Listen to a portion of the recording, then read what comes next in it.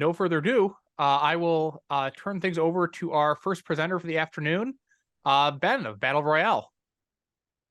Hello, everyone. First of all, can we see the slideshow? Can you see my big logo? Is that appearing? Just want to know. I'm seeing yeses, so I'm just going to plow straight ahead.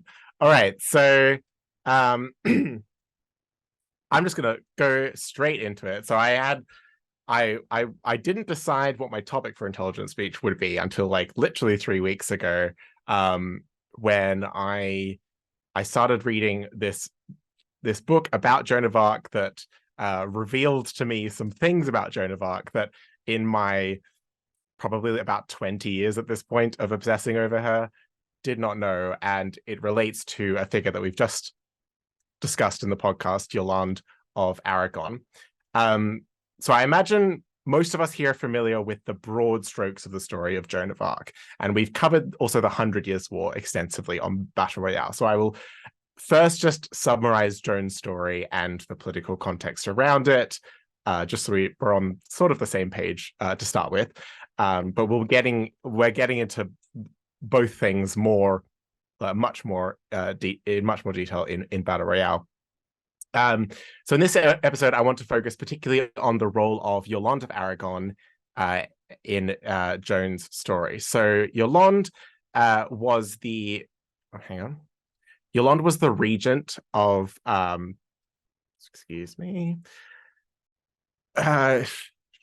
Yolande was the regent of Anjou and Provence in the name of her son, who was also the king of Naples, and her claims to various other titles gave her the slightly ironic sobriquet Queen of the Four Kingdoms.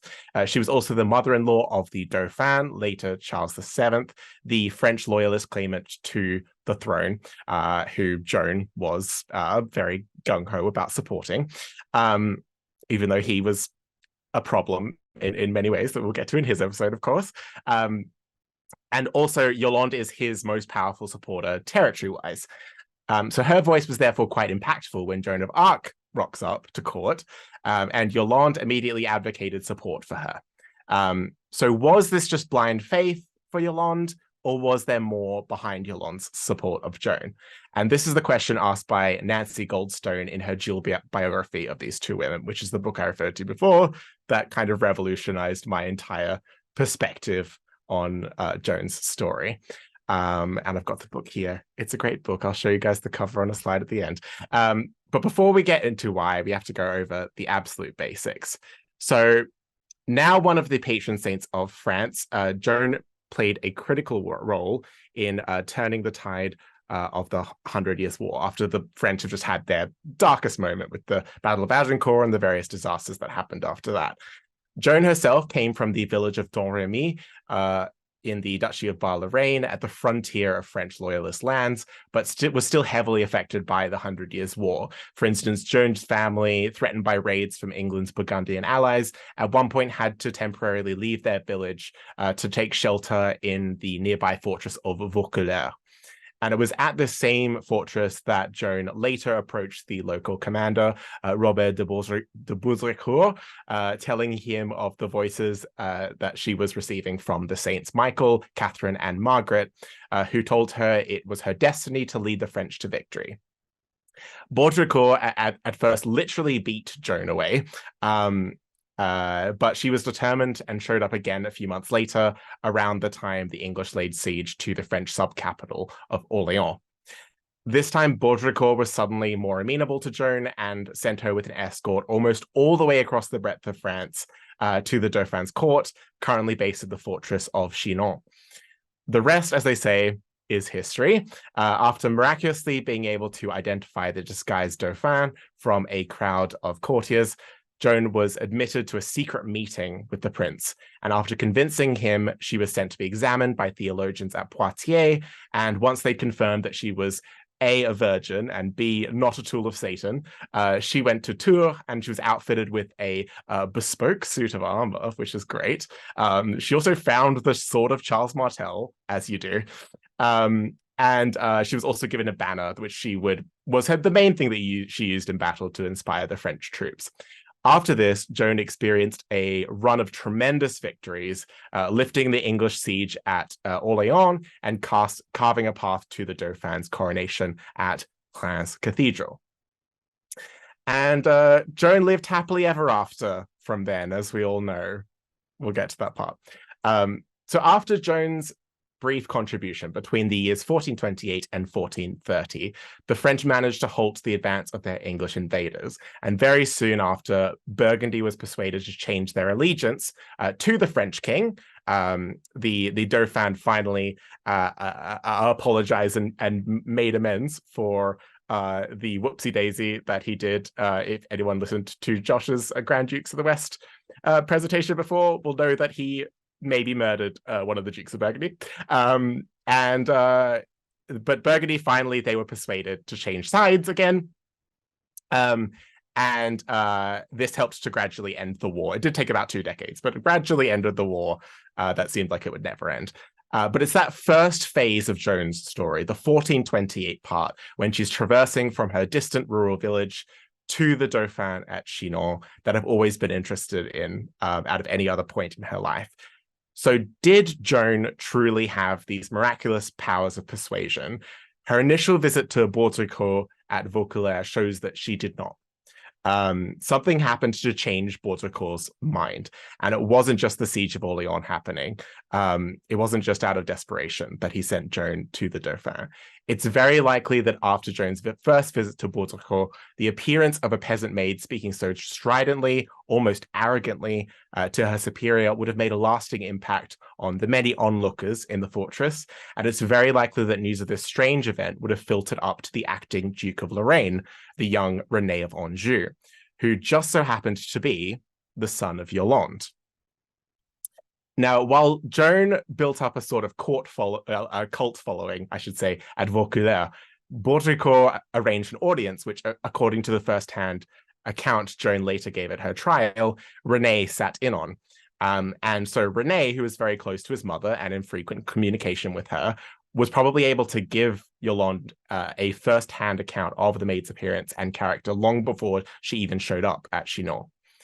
Combine this with the rumors that were circling France about a prophecy that France would be saved by a virgin, and you've got yourself the perfect recipe for a saintly figurehead, and an opportunity that Yolande wasn't likely to pass up, particularly at a time when she was looking for any and every excuse to spur her indolent but devoutly pious son-in-law, the Dauphin, into taking action and actually using his armies. Because it's not like France doesn't have armies. They've got armies. The Dauphin just isn't using them because he does not have the hope, the impetus to do that. And we'll get into why. So the role of René, the Duke of Lorraine, at this juncture in Joan's life is usually glossed over or ignored by historians, giving Baudricourt sole credit for sending Joan to the Dauphin. And this is actually by design. Goldstone writes that it was in the Angevin family's best interest to downplay their connection to Joan at first. At every turn, it was made explicit that it was Robert de Baudricourt, a comparatively minor lord, who sent Joan to the Dauphin, not the Duke of Lorraine. And indeed, it is Baudricourt who, to this day, is credited for sending Joan to Chinon. This obfuscation has worked. It's worked wonders. The reason the House of Anjou is covering its tracks in this way is so that Joan's appearance at court doesn't appear as a power play. It needs to come from a third party, so the Dauphin is convinced that Joan sort of just sprung from the earth, rather than being calculatingly placed in front of the Dauphin by his mother-in-law. Because while the Dauphin did love his mother-in-law, there were many at court, such as the avaricious Georges de la Trémouille, who just has a villain name, who stood in opposition to of the Angevins' dominating court, and who, despite the Angevins' efforts to hide it, did indeed suspect Joan as being the political tool that she undoubtedly partially was. But La Trémouille's goal was to keep the Dauphin complacent, indolent, and lazy, basically in order to keep his cushy place at court, keep partying with the Dauphin, keep making the Dauphin happy, and that makes him happy because he gets money and prestige from that. that's maybe a very unflattering portrait of La Tremouille, but all these dudes are awful. We don't have to flatter them.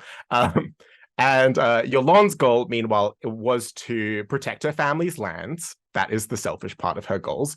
And to do this, she needs to get France to win the war by, winning French victories and eventually then convincing the Burgundians to change allegiance. So Joan was part of just one random ad hoc improvised scheme in a series of schemes for Yolande to eventually achieve this goal, which would still be unfinished, but on the way there by the time of her death 10 years later. All of this is not to say that Yolande and her family's support of Joan was entirely cynical. Yolande herself was an idealist at heart. She was ardently religious, even for her time, but she's also intelligent and ambitious. While she certainly believed that Joan's voices did come from God, and she believed in miracles generally, as most people did at the time, Yolande also demonstrably believed the proverb, God helps those who help themselves. And this is a proverb which, incidentally, Joan herself later quotes to the examiners at her trial. When she's asked, why did you go to all this trouble? Why didn't you just let God do it? She says, God helps those who help themselves. So all of this is not to rob Joan herself of agency. Whether there's a complex political conspiracy behind her, whether she is indeed a miracle worker, or whether indeed she is a witch, as the English believed, she was still an absolutely remarkable person. I myself, with my black atheist heart, adore her and am constantly inspired whenever I read her words, which she never minces, by the way. Again, we'll get into it in her episode on Battle Royale, but she has some absolutely crushing burns, and she's not afraid to call out anyone on their crap. But again, we'll get to that. So by the time we have Joan at Chinon, a few weeks later, the trickle of evidence that of Yolande's calculated meddling becomes an avalanche. The main supporters of Joan at court, from the servants appointed to attend her, to princes of the blood like the Duke of Alençon, they were all, for the most part, either directly employed by Yolande or personal friends of Yolande. And these people knew of Joan's arrival weeks in advance, and they were primed to support Joan from the jump. They even got her to arrive late at night so that La Tremouille wasn't able to intercept her in any way. So it's therefore no wonder that Joan was able to identify the Dauphin in a crowd, which is supposed to be her first miracle. She was completely surrounded by people with a vested interest in her succeeding and impressing at court. Although, as Goldstone admits, even if there hadn't been shenanigans behind closed doors that enabled Joan to identify the Dauphin, it's likely she would have known him by sight anyway. The Dauphin was, just show a picture here. The Dauphin was a distinctively ugly man. And,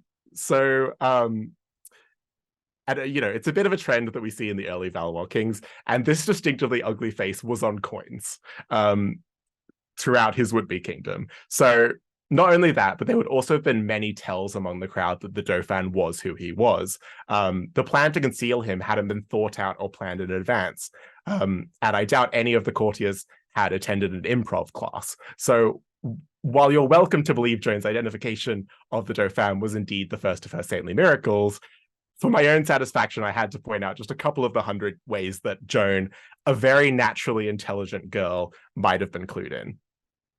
As for Joan's secret meeting with the Dauphin that convinced him to support her, there are also 100 ways that Yolande and her supporters could have primed Joan beforehand to say just the right thing. Now, that meeting was a secret at the time and is still a secret now, but one theory, which Goldstone lends a lot of weight to, is that Joan confirmed to the Dauphin that he was indeed the son of the king. So, "You are the son of the king" is a recurring line in Yolande's letters to the Dauphin, due to the Dauphin's prevailing doubt during this period over his paternity. Now, the theory that the Dauphin's mother, Isabeau of Bavaria, had conceived him not with her husband, King Charles VI, but with her brother-in-law, Duke Louis of Orleans, is one that I think is not true. I think it was totally fabricated by English propaganda, and therefore I don't lend much credence to it. But the Dauphin had a low opinion of his mother. who was considered a traitor to the French cause at this point, after she was forced to sign away his inheritance at the Treaty of Troyes. She was widely seen as like a harlot. She was sort of the Marie Antoinette of her time, who sort of frittered away the treasury on sort of parties while France burned. And of course, this is a gross misinterpretation. Our guest Katie from Queen's podcast gives a staunch and passionate defense of Queen Isabeau on our episode on her. But all of this combined to make the Dauphin himself doubt who his father was. And it is the main thing he prayed about, in fact. He constantly asked God to give him a sign that he was the true heir to France. And I think, as Goldstone posits, that the introduction of Joan to court was Yolande's way of sort of slapping the Dauphin out of his rut, giving him a firm direction and purpose, and giving him a sign. You know, what better way to spur him to action is for this saint girl to come in and say, I've just heard from God that you're legit. And that being said, I don't think the Dauphin ever fully believed in Joan, the way that some at his court, like the Duke of Alençon or the Bastard of Orleans, did. And indeed, Joan needed to be vetted by the church as well if she could ever hope to stand up to further scrutiny. So that's why she's sent to Poitiers to be examined by the clergy. Poitiers became the theological center of the French loyalists after the University of Paris was taken over by the Anglo-Burgundians. So Joan was sent there to be examined, and with her sort of natural charisma, combined with increasingly widespread popular support, she was able to kind of run circles around the men at Poitiers. But these men couldn't perform what was considered the most crucial aspect of her examination, the confirmation of her virginity. Virginity at the time being considered not only an essential component of virtue, but something that could be scientifically verified with a procedure that I, of course, will not be detailing, but which in this instance was something considered only suitable for women to perform. So two trusted ladies, mature of age and inscrutable of character, the Dames de Gaucourt and de Trèves, were appointed to oversee the procedure. And as Goldstone writes, quote, "It should come as no surprise that these ladies were both devoted and long-standing members of Yolande of Aragon's household." So the more Joan's saintliness is proven, the less risky it was to back her, the more Yolande's fingerprints we find all around her. So after personally relating to the Dauphin that Joan had passed her A-level in prophethood, Yolande convinced him to provide 100 livres to the armorer in Tours who outfitted Joan with her bespoke suit of armor. Yolande also engaged in a fierce letter-writing campaign to neighboring nobility, and this included one Etienne de Vignol, aka Lachier, the Fury, who henceforth became one of Joan's closest companions and later became one of the only military leaders to attempt a rescue of Joan from English captivity. And when the time came for Joan to finally ride to Orleans to help lift the siege, it was Yolande who called up the regiment and paid for the supplies that would ensure she'd make it safely up the Loire and past the English siege lines. And once again, the rest is history. La Pucelle d'Orléans, the Maid of Orleans, goes on to have her stunning, if short-lived, military career from this point. But the further we go from this point, the further from Joan that Yolande appears. With her presence crucial to the maintenance of the Angevin lands, Yolande did not follow the Dauphin to his coronation at Reims, and her support of Joan suddenly dissipated the moment the Maid started to look less like a miracle worker and more like a liability for the French cause. Once it seemed like she'd sort of served her purpose at Reims, bringing the Dauphin to his coronation, to his legitimization as King Charles VII, Joan continued to be just as outspoken as before. She ruffled a lot of feathers. She found herself increasingly alienated from the powers that be. She still had a strong base of supporters, of people like the Duke of Alençon, who brought Joan with him on an ill-fated and rash attempt to assault Paris.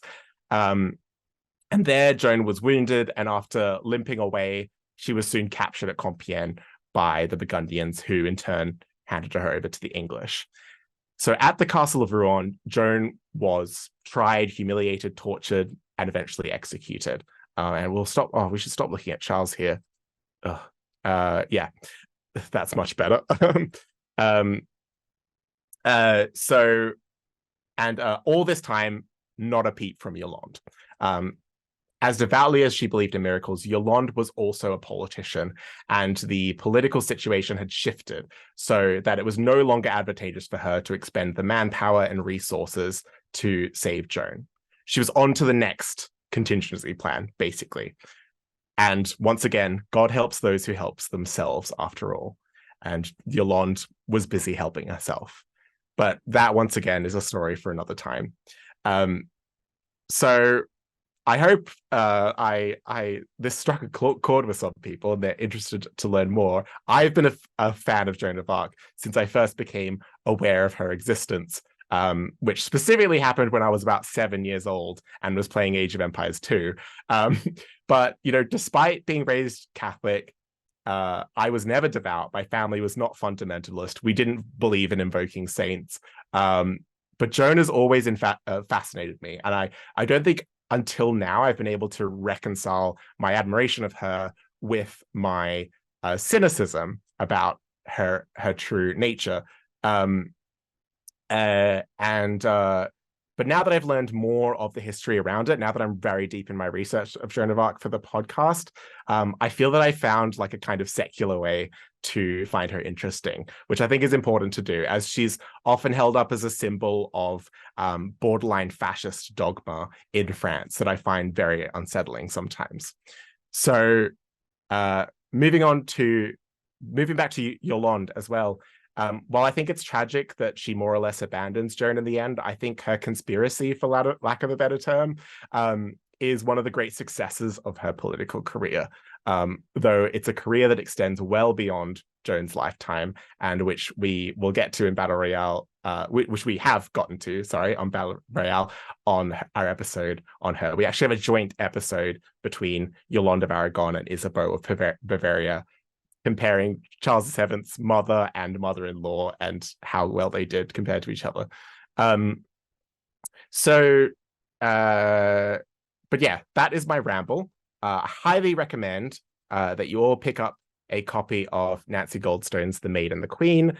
This is, by the way, on the left, this is me reading this book, seeing all of the connections that were going on that Nancy very sort of cleverly wove this kind of dual biography together. I think it's an amazing book, very readable as well, compared to most literature that I've read about the 100 Years' War. And it's also, it takes everything from a realistic perspective. It doesn't at all dwell on the mythological side of things. It dwells on what people believed, but it doesn't dwell on, actual mysticism, I suppose. So with that said, I think I'll turn it back to David for the Q&A. Did I do well for time? You nailed it, Ben. Fantastic. Thank you, Ben, for your talk. We got a couple questions coming in already. Some comments as well. Many pro Age of Empires comments. Age of Oh gosh, and they have a campaign for her on Age of Empires 4 now, which I guess I have to play now. I guess I have to play that. So we'll start off with the obvious one. Christoph asks, do you think she actually believed what she said about God speaking to her? Or was it totally cynical? No, absolutely. You can only lie so many times about that kind of thing. And when this prophecy went around about how France will be saved by a virgin, there were a number of other people. There's this woman called Catherine. I can't remember her full name, but she has just called Catherine, who also claimed to see visions. But it was pretty quickly, inconsistencies were kind of found in what she said. And she was kind of dismissed, and we even have a rather savage comment from Joan about how she's just a charlatan. Joan she had to have believed what she said. Joan is the most well-documented non-noble person we have in the 15th century. It's insane the amount of primary source stuff we have about her. Granted, a lot of that came from people with a vested interest in preserving her memory, but a lot of it comes from her trial as well. And she went under the most rigorous, brutal examination that you can imagine a person going through. And she recanted once, and the only reason was because she thought if she was kind of tricked into thinking that if she recanted, she would be released. And then when it turned out that if she recanted, she'd actually be in prison forever, she then reversed her recanting because she saw imprisonment forever as the worst thing. So either she's helping the French army by being released, or she dies. Those were her two options. So yeah, she 100% believed everything she thought. She as much as I don't believe necessarily what she believed it, and that I think is an important aspect of her. Lynn Marie asks a related question. You'd mentioned that Joan was the best documented non-noble person from this century, and she asks, so isn't there a theory that Joan was the illegitimate child of a noble? There is, and that's quite funny. I think this happens a lot in history, where someone who becomes significant after later for stuff that they did basically in their life rather than for their birth, people kind of tried to retroactively be like, oh, well, the reason why she had such a great mind is because she was a secret princess all along. And it's like, no, she might just be a talented regular person. I think that's a pretty easy theory to debunk. Kevin Frost has his hand up. I'm going to allow you to talk, Kevin. Oh, yes, fantastic. You can get if you want to unmute yourself, you can ask a question.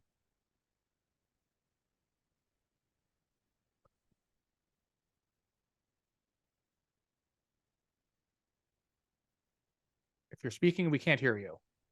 Yeah. I'm not hearing the voices, unfortunately. Okay, I'm going to mute you, Kevin. Okay. If you have a question, you can ask it in the chat. A follow-up from me, more of a methodological question. As a historian, how do you balance the different prisms for looking at, especially a highly sensationalized episode like Joan of Arc, the sort of realpolitik, what is people's interests, the more ideological, what do people believe?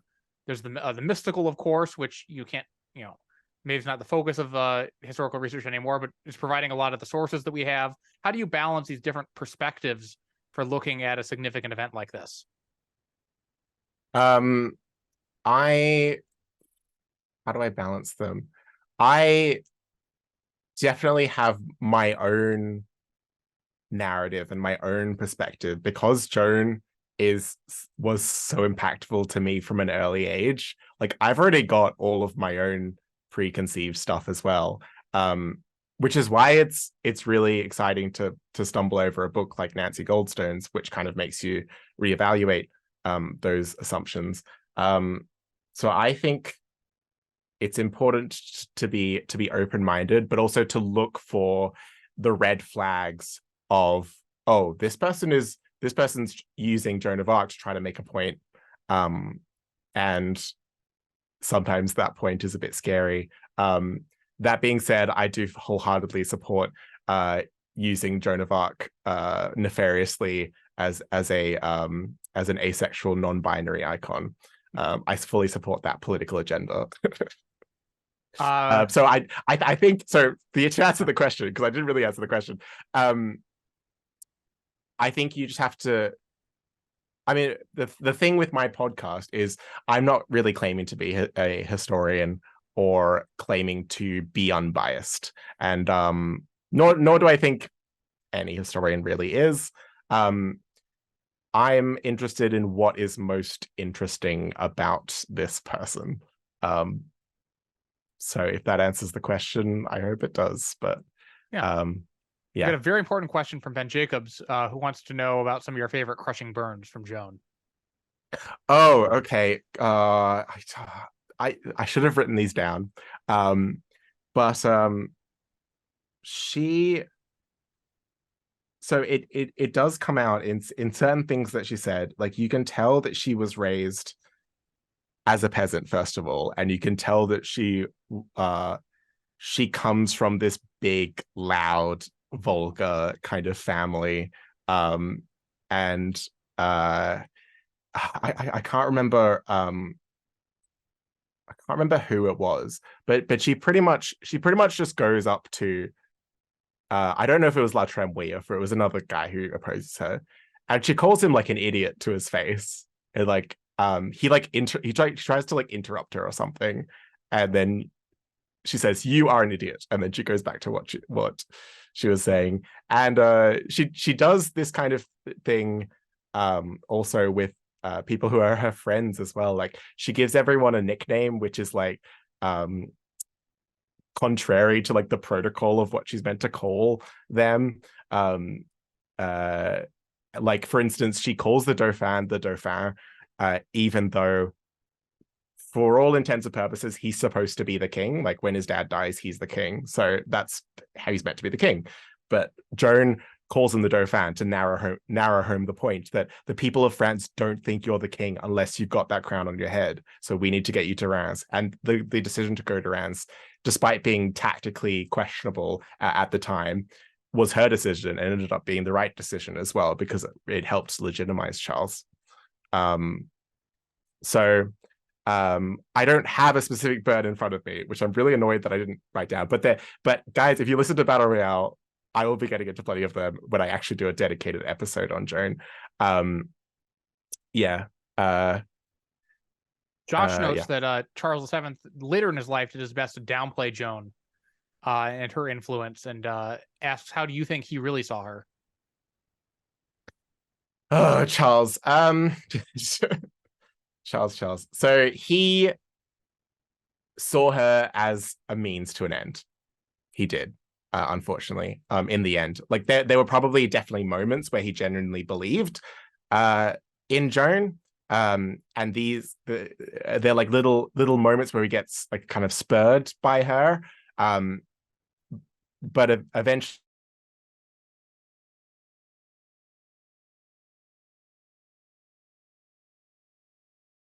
in charge of a huge project. I think you just froze for me, and you may have frozen for other people there. So if you want to repeat yourself for... Oh, my connection is unstable, it is saying. I'm so sorry. Okay, is it better now? So far, yeah. Yeah, cool. Oh, what was I saying? So what was the last thing I said? You had said you thought that saw her as a means to an end. I think I was saying yeah, Charles saw Joan as a means to an end. Later on, when it becomes beneficial for the French to rehabilitate Joan's reputation, to his credit, Charles does sponsor that effort, and he brings together loads of like interviews of like people who knew Joan, or people trying to like advocate for her to be rehabilitated, because the church at that point had condemned her, even though it was heavily biased in England's favor. It had grounds to condemn her, and part of that was the convention at Poitiers that said Joan was cool, failing to appeal to the Pope. Although I think the assembly that tried Joan also didn't appeal to the Pope. But eventually she gets rehabilitated, and they sort of present this whole dossier of stuff to the Pope, and that's part of why she's the most well-documented non-noble of the 15th century. So Charles has that to his credit, but at the same time, like he kind of said, go ahead and sponsored that, rather than actually being the leading person behind that. I think I would give Joan's supporters, like the Duke of Alençon, the Bust of Orléans, people whose firsthand evidence is in this account, more credit for that. I think so. Charles is just he's changeable, and he kind of goes along with the last thing someone said, which is true for so many kings of France, unfortunately. Lynn Marie asks why you think the English and Burgundian hierarchy feared Joan so much. In a sense, was it purely political, or do you think they actually bought into the allegations of witchcraft and things like that? I think both can be true at the same time. I think by the time we get to Shakespeare and Joan's appearance in Henry IV, I forget which part it was. Yeah, she's definitely gone down in at least legend as she was a witch, and that's just commonly accepted among the English. Yeah, I think we give the people of that time sometimes too much credit for like cynicism. It's like, yeah, people believed in magic and that was just a commonly accepted thing. Like, I don't think it's a stretch to say that yeah, people just believed this because someone told them, and the person who told them probably also believed it just based on stuff that was happening. But the main thing that the English were seeing was there was this woman at the head of the army, and suddenly the morale had totally changed, and she had this kind of presence about her that I think a lot of leaders do. Which, I mean, she was a demagogue, really, where she could just command a room or command a field, as it may be. And she just got really lucky quite a lot of times as well, until she didn't. And that's when a sort of downturn happens and the French stop believing in her, like when she gets wounded, for instance. All right. We've got about 3 minutes left. So if there's any last questions, you can drop them in the chat. I encourage Ben to go into the lobby chat and maybe drop some Joan of Arc burns later this afternoon to keep the organizer of this conference happy. I should have written them. I should have seen this coming. I should have written them down. What's your favorite fictional portrayal of Joan of Arc? Oh, that's a good question. That is a very good question. To be honest, I've only seen one film about Joan of Arc, and that is The Messenger. And I hated it so much that I was put off watching any other adaptations about Joan of Arc. She's portrayed just so unlikably in that. As much as I love I think it was Mila Jovovich or whoever played her in that film, as much as I like her, like the writers, I think, didn't do a good job in that film. But Yolande is played by Faye Dunaway, and Faye Dunaway does an excellent job at portraying Yolande as this kind of very smart sort of owl on Charles's shoulder. Well, thank you very much, Ben. If you're curious about the ways in which Joan of Arc became a symbol in late 19th century France, I expect to cover that in my show in about 15 years. So, yay! Excellent. I hope to live that long. Help out with that in some way if I can. In this room next up, we have another Ben, Ben Jacobs of Wittenberg, Westphalia. If you ever wanted to hear Ben talk about sex, stay tuned because he's up, and don't look up how he spells that. You might be disappointed. Interesting. Okay. All right. I'm going to end this now. Everyone enjoy Ben's talk, or if you have to, one of the other talks. Oh, sects. I see. Yeah. See you guys. Thanks for joining.